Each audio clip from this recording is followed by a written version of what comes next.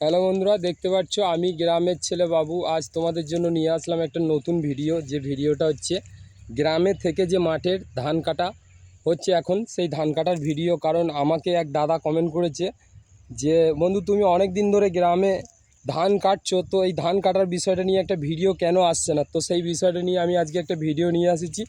দেখতে পাচ্ছ এই জমিটায় আজকে আমরা 3 দিন এসছি।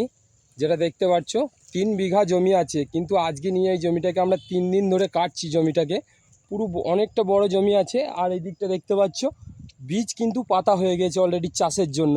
তো গ্রামে থেকে সবসময় এনি টাইম কিন্তু তুমি এই যদি ধানের কাজ, এই ধান কাটা কাজ এখন কিন্তু পাবে, কিন্তু এর আগে করতে গেলে ধান কাটার কাজ পাবে। কারণ যেটাকে বস্তা করে ওয়েট করে মাথায় করে লোড দিতে হয়, সেই সমস্ত রকম কাজ পাবে।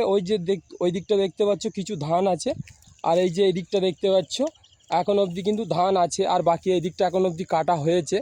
3 বিঘা জমি আছে, এটা দেখতে পাচ্ছ বন্ধুরা, 3 বিঘা জমি আজকে 3 দিন ধরে কাটছি।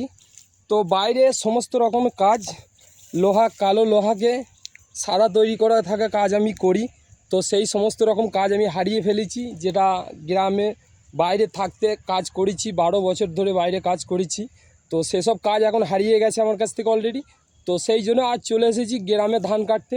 আর এই যে ধান কাটছি, এই ধান কাটার এক্সপিরিয়েন্সমেন্টটা মানে আগে থেকে কিছু কিছু করে শিখেছি। বাইরে থাকতাম তখন অতটা ধান কাটাটা শিখি নেই, তো এখন ধান কাটাটা ভালোই শিখে গেছি। আমার সঙ্গে আছে আমার এক দাদা, যার নাম কিন্তু অষ্টদা। তো তাকে দেখানো হবে এই বিষয়টা নিয়ে, তোমরা দেখতে থাকো বন্ধুরা। আর ভালো লাগলে অতি অবশ্যই একটা লাইক কমেন্ট করে জানাবে যে তোমরা ভিডিওটা দেখলে কোথা থেকে।